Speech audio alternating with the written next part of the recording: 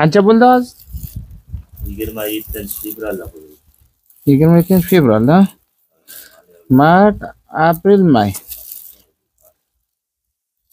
oy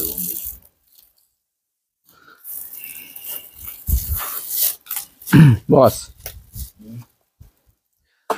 Bo'g'oz deyman. Chotka.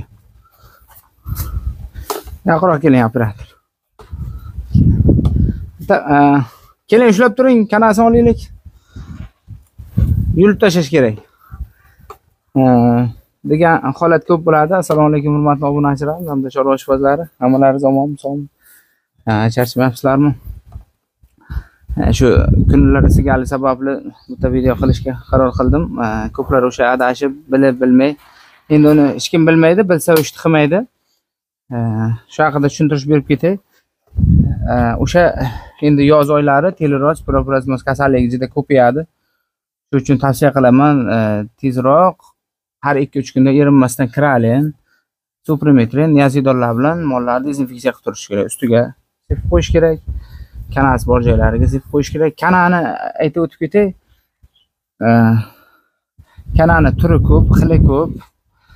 Shuning uchun har qanday yana tavsiya qilmayman yulib olishga. Ko'plar qo'yda, molda, buzuvlarda bilib bilmay kanani yulib oladi. Yulib olishning natijasida o'sha nishi o'sha o'zida qolib ketgan yulgandan keyin qonni zaharlab, keyin teleroz kasalligiga aylanadi. Shuning uchun maslahatim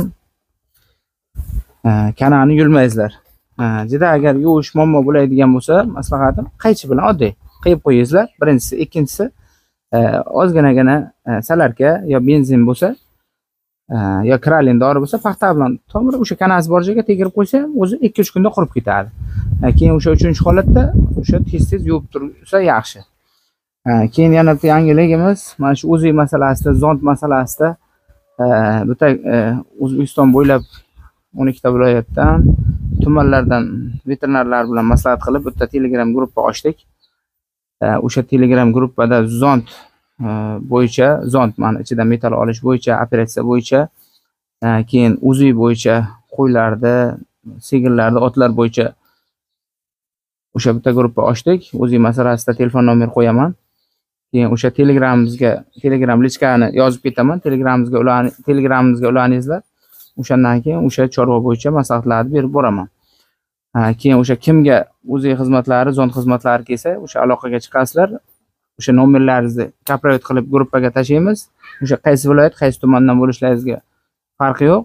Sizlarga o'sha o'zlaringizda atroflaringizdan, tumanlaringizdan yo bitta tuman bu yoqdan sizlarga yaqin joydan o'zi mutaxassislar aloqaga chiqaveradi. Bizlar kuzatishda davom etingizlar. Sizlarga kerakli bo'lgan maslahatlarni berib boramiz. Bitta-ikkita aka-ukalarimiz, chorvador aka-ukalarimizga agar maslahatlarimiz kechiksa yo ozgina bir uzr so'rab qo'yamiz. Vaqtimiz bo'lganda qo'ldan kelgancha javob berib boramiz. Dunyomiz, yurtimiz tinch bo'lsin. Allohim chorvamizga baraka bersin. Yaxshi kunlarda ko'rishaylik.